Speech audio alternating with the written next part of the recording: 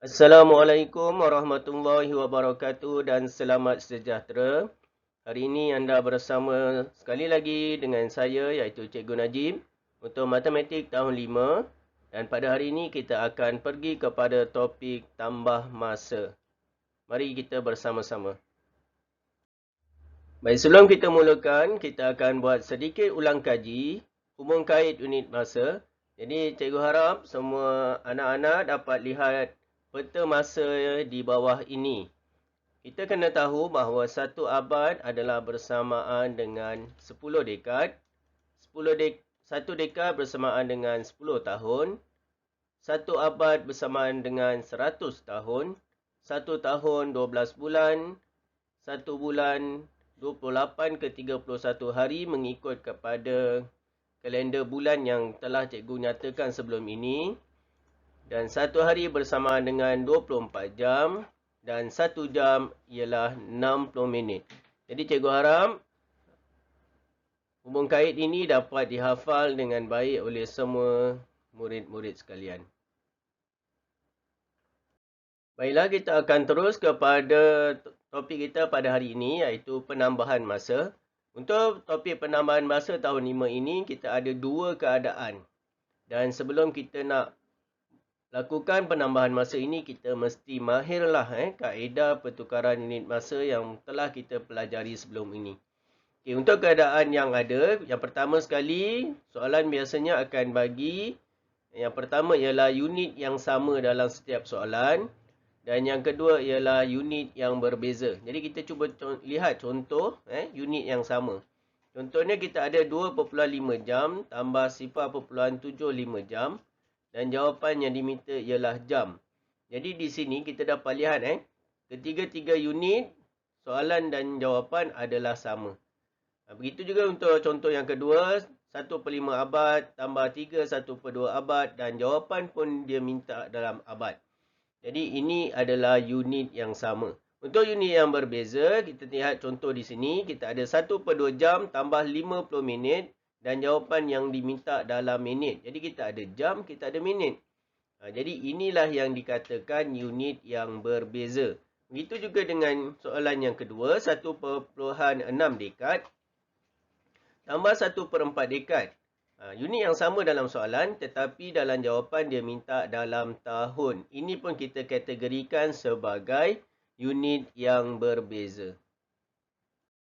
Baik, kita pergi kepada contoh penyelesaian unit yang sama dahulu. Untuk unit yang sama, dia sangat mudah kerana kita hanya menyelesaikan terus operasi mengikut kepada soalan yang diminta.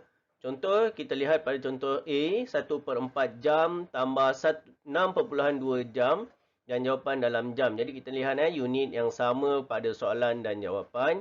Jadi kita hanya terus sahaja selesaikan operasi yang ada. Iaitu kita ada 1/4 jam tambah 6.2 jam. Jadi kita akan dapat jawapan kita 7.6 jam. Untuk soalan B, 1/2 dekad tambah 1/4 dekad dan jawapan pun dalam dekad. Jadi kita selesaikan sahaja dalam bentuk pecahan 1/2 tambah 1/4. Kita lihat di sini penyebutnya adalah berbeza. Jadi kita kena samakan dulu penyebutnya. Jadi kita darabkan 1 darab 2, 2 darab 2 supaya bawah ini penyebutnya adalah 4. Jadi kita akan dapat 2/4 tambah 1/4. Jadi jawapan kita akan dapat 3/4 dekad. Sangat mudah kan? Seterusnya kita pergi kepada penyelesaian unit yang tidak sama. Di dalam penyelesaian ini ada 2 langkah yang kita perlu lakukan. Iaitu yang pertama, kita tukar unit yang tidak sama dengan jawapan kepada unit dalam jawapan yang diminta.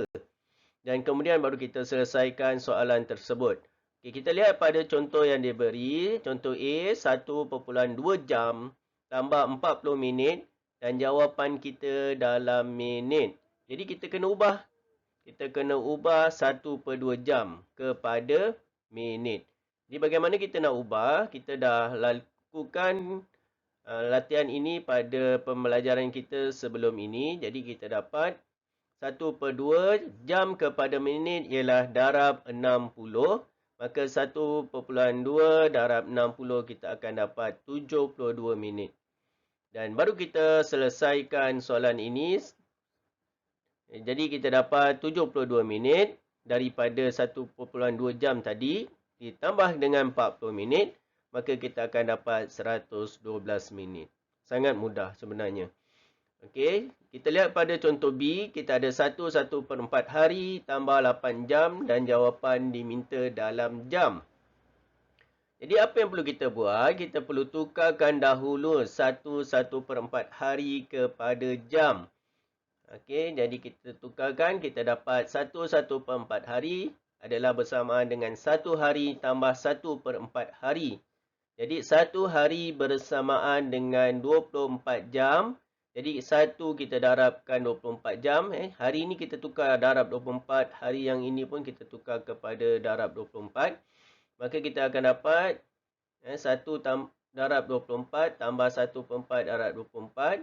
Dan akhirnya kita akan dapat 24 jam tambah 6 jam. Maka jawapan kita 30 jam. Dan akhirnya kita boleh selesaikan soalan B ini, di mana 1/4 hari kita dapat 30 jam. Kita tambahkan dengan 8 jam, maka jawapan kita 38 jam.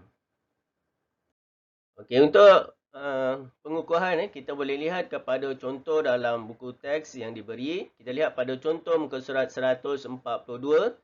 Okey, diminta hitung jumlah tempoh masa aktiviti membantu ibu di dapur dan menolong bapa membasuh kereta. Jadi kita ada 1.5 jam tambah 0.75 jam dan jawapan pun dalam jam. Jadi unit yang sama kita terus saja selesaikan. Maka kita akan dapat 2.25 jam. Okey, kita lihat pada contoh B. Kita ada 0.75 jam tambah 1/4 jam. Unit soalan yang sama tetapi unit bagi jawapan berbeza.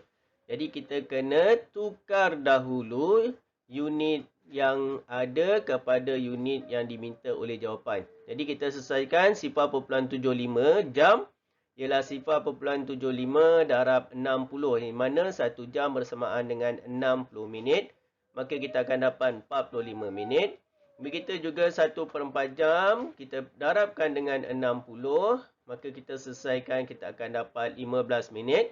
Kemudian barulah kita selesaikan soalan ini, di mana 45 minit tambah dengan 15 minit, kita akan dapat 60 minit. Sangat mudah sebenarnya.